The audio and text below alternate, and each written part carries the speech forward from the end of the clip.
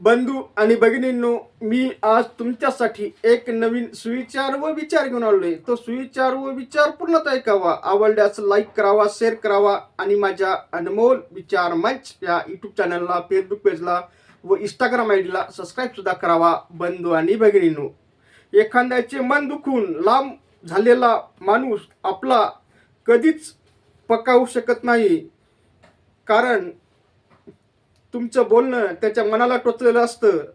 बांधवांनो, उदाहरणार्थ, एका गावातील माणसाला 2 मुलं होती. तो माणूस त्यांच्या लग्न होताच, म्हणजे मुलाचे लग्न व्हायच्या अगोदरच वारला. परंतु त्याच्या आईनं त्यांना भरपूर असे त्या मुलांना शिकवलं, चांगलं चांगल्या गोष्टीवर हे केलं, चांगल्या उद्योग व्यवसायाला लावलं आणि नंतर त्यांची लग्न लावून दिली.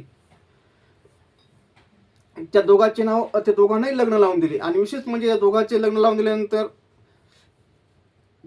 मोठ्याची बायको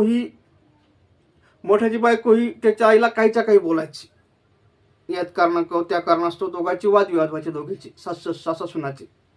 परंतु लहानाची बायको ही तिचं मन जिंकत असे, तिला बोलत नसे, काय नाही, वादविवाद तसं दोघे एकमेकीला समजून घेत, एकमेकीला मदत करत. त्याचा परिणाम असा झाला की ती लहान्या लेकात राहू लागली आणि लहान्या लेकात राहून तिचीच जास्त वरवर करू लागली आणि तिच्याकडून काही मदत होती ती मदत करत असे, असे ती करू लागली. नंतर ही मात्र तिच्या जावचा हेवा करू लागली आणि ही सुद्धा सासूला प्रेमानं, जिव्हाळ्यानं, आपुलकीनं आपलंसं करण्याचा प्रयत्न करत होती. पण ती कधीच तिची झाली नाही. त्याचा परिणाम झाला की ती कधीच तिची सासू तिची झाली नाही आणि त्याचा परिणाम ती हे झाली, मग तिचं नुकसान करून बसली. मला सांगायचं तात्पर्य बांधवांनो एवढंच की जर एखाद्याला तुम्ही वाईट वाक्य बोलले आणि नंतर तिला तुम्ही आपलंसं करण्याचा प्रयत्न केला तर ते कधीच आपलं होऊ शकत नाही. एवढं ठिकाणी सांगा. माझा व्हिडिओ आवडल्यास लाईक करा, शेअर करा आणि सबस्क्राईब करा. असं वाटतं तुमच्या कामाचं नाही तर तुमच्या मित्राच्या, मैत्रीच्या, नातेवाईकाच्या कोणातरी काम असेल त्यांना तो शेअर करा आणि त्यांना सुद्धा लाईक आणि सबस्क्राईब करा सांगा.